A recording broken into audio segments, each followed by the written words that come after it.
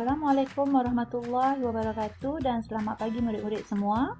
Terima kasih kerana bersama-sama saya Cikgu Jun dalam kelas PDPR kita pada pagi ini. Kita masih lagi dalam bab 2 iaitu pembangunan produk 2.1 penghasilan produk. Dalam pembelajaran kita hari ini kita akan lihat perkara ataupun standard pembelajaran 2.13 iaitu merancang konsep, elemen dan juga prinsip reka bentuk yang dipersetujui dalam bentuk lakaran, dan ini akan membawa kepada TP2 iaitu murid-murid dapat menerangkan lakaran idea awal yang akan mengintegrasikan teknologi dalam reka bentuk produk. Apakah objektif pembelajaran kita hari ini? Objektif pembelajaran kita hari ini adalah satu, pada akhirnya nanti murid-murid akan dapat memilih satu konsep reka bentuk produk. Sama ada bentuk mengikut fungsi ataupun fungsi mengikut bentuk. Jadi kita akan pilih salah satu daripada konsep reka bentuk produk ini. Dan yang kedua, murid-murid perlu ataupun mesti tahu untuk memilih sekurang-kurangnya 3 elemen dan juga 3 prinsip yang sesuai bagi produk yang akan murid-murid hasilkan nanti. Manakala yang ketiga, murid-murid akan dapat menghasilkan 4 lakaran perkembangan idea bagi produk yang akan murid-murid hasilkan. Untuk merancang konsep, elemen dan prinsip reka bentuk, saya telah bahagikan dia kepada 3 bahagian. Yang pertama, kita akan lihat konsep penghasilan idea itu sendiri. Apa konsepnya? Sebab kita nak buat lakaran, kita kena tahu konsep. Bila dah tahu konsepnya, maka step seterusnya kita akan pergilah. Yang kedua, kita akan tentukan juga elemen dan prinsip reka bentuk. Elemen dan prinsip reka bentuk ni sebenarnya kita dah persetujui daripada apa yang kita dapat pada borang kajian keperluan pelanggan dan juga daripada project brief. Maksudnya persetujuan antara pihak kita sebagai seorang pengeluar dan juga daripada pihak pengguna. Manakala step yang ketiga, kita buat lakaran perkembangan idea. Lakaran perkembangan idea ini akan memasukkan konsep dan juga elemen-elemen serta prinsip yang telah kita persetujui. Jadi, mari kita lihat satu persatu. Yang pertama, konsep penghasilan idea. Dia ada 2 bentuk konsep penghasilan idea ya. Yang pertama kita panggil bentuk mengikut fungsi ataupun kita panggil form follow function.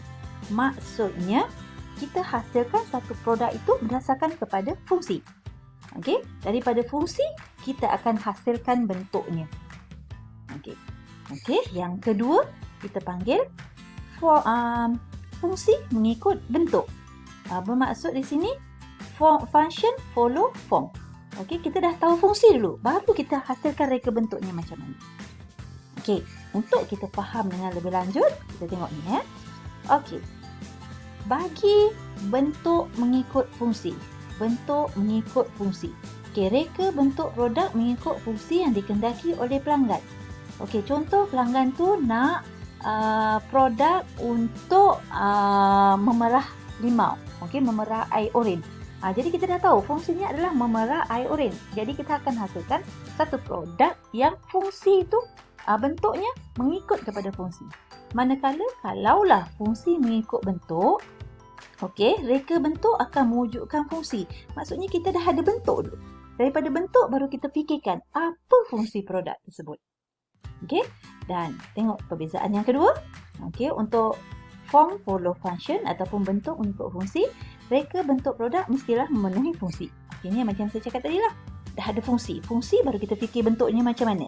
Kalau di sini pula, reka bentuknya adalah mengikut fungsi ataupun produk itu sendiri. Saya tunjukkan contoh yang lebih jelas. Untuk form follow function ataupun bentuk mengikut fungsi. Tengok ni ya, saya dah cakap tadi, fungsi yang kita nak, yang pelanggan kita nak adalah untuk memerah buah oren. Jadi kita akan hasilkan reka bentuk yang sesuai untuk memerah buah oren. Buah oren bulat. Okey, yang kita nak perah di tengah dia. Jadi kita buatlah reka bentuk sebegini. Ini dipanggil sebagai bentuk mengikut fungsi. Manakala kalau fungsi mengikut bentuk, okey, kita tak fikir dia punya fungsi dulu. Kita fikir dia punya bentuk dulu. Bentuk laba-laba. Contoh ya. Ini adalah laba-laba lah, macam spider kan. Jadi kita buat macam mana? Bentuk laba-laba itu boleh menghasilkan fungsi. Itu yang dipanggil sebagai fungsi mengikut bentuk. Dan bagi produk yang membuat penambahbaikan, bagi produk-produk yang akan kita hasilkan, kebanyakan produk yang akan kita hasilkan, konsep yang akan kita gunakan adalah bentuk mengikut fungsi ataupun form follow function. Ingat ya anak-anak, untuk kebanyakan penambahbaikan produk adalah bentuk mengikut fungsi. Okey, yang seterusnya. Step yang kedua ataupun bahagian yang kedua, setelah kita dah tahu konsep, kita kena pilih elemen dan juga prinsip reka bentuk yang sesuai pada produk kita. Dan elemen dan prinsip reka bentuk ni sebenarnya kita dah belajar daripada tingkatan 1 lagi. Okey, untuk elemen kita ada banyak ya. Kita ada garisan, kita ada bentuk, nilai, texture, saiz, warna, rupa, ruang. Okey, mana-mana ni boleh kita hasilkan dalam kita punya lakaran dan seterusnya dalam produk kita nanti. Ni elemen. Dan bagi tujuan kamu, sekurang-kurangnya dalam satu lakaran tu kamu boleh kenal pasti 3 elemen dia. Okey ya. Kemudian dari segi prinsip, okey, kita ada keseimbangan, pengulangan, penekanan, pergerakan, kontras, kepelbagaian, kesatuan, keringkasan dan juga harmoni. Jadi kita tentukan, okey, lakaran kita tu mengandungi prinsip dan juga elemen yang mana yang kita telah persetujui bersama dalam project brief dan juga dalam borang kajian keperluan pelanggan. Ini adalah bahagian yang kedua. Okey, setelah selesai pemilihan konsep yang pertama, yang kedua pemilihan prinsip dan juga elemen, kita akan pergi kepada yang ketiga, iaitu kita akan buat lakaran perkembangan idea. Okey, macam mana lakaran yang kita nak pada produk tu? Produk tu sebelum kita hasilkan dia, kita kena buat lakaran. Okey, supaya lakaran itu kita dapat betul-betul pasti dan akhirnya kita dapat pilih satu lakaran terbaik. Okey, dalam lakaran perkembangan idea ni apa yang perlu ada? Ada 4 perkara yang perlu ada. Yang pertama, lakaran itu mestilah dalam bentuk 3D. Okey, 3D. Maksudnya boleh nampak tepi, atas, hadapan. Okey, itu yang dipanggil sebagai 3D. Okey, 3D ni ada 2, oblik ataupun isometrik. Terpulang pada kamu. Okey, kemudian dalam lakaran itu juga perlu ada elemen-elemennya, sekurang-kurangnya ada 3. Okey, kemudian ada prinsip-prinsipnya, ada 3. Dan lakaran, elemen dan prinsip ini telah kita persetujui bersama pelanggan kita semasa kita buat project brief. Okey, seterusnya, ini adalah contoh lakaran produk yang saya buat. Okey, produk yang akan saya buat ini berdasarkan kepada masalah nak polish dapur. Okey, selepas selesai memasak. Biasanya selesai memasak dia kotor kan. Jadi saya nak hasilkan satu produk yang memudahkan saya untuk membersihkan ataupun polish saya punya dapur. Jadi lakaran yang pertama saya berbentuk sebegini. Okey, bila kita dah melakar, yang pertama, lakaran mesti pakai pensel. Okey, tak boleh pakai pen dan tidak digalakkan pakai pembaris. Okey, kamu hanya dibenarkan menggunakan pemadam dan juga pensel. Okey, setelah melakar, perkara yang kedua, kita perlu label. Okey, semua bahagian yang ada pada lakaran itu perlu kita label. Okey, labelkanlah apa benda ni semua. Okey, contoh switch tekan tutup. Dalam ni ada motor AT, tak perlu nak lukis motor tu betul. Dalam dia kita tunjuk ya. Kemudian kayu, kita gunakan encel, MDF, penggilap, okey ni pemegang, kemudian bateri. Okey, kemudian kita letakkan yang ketiga iaitu elemen. Sekurang-kurangnya 3.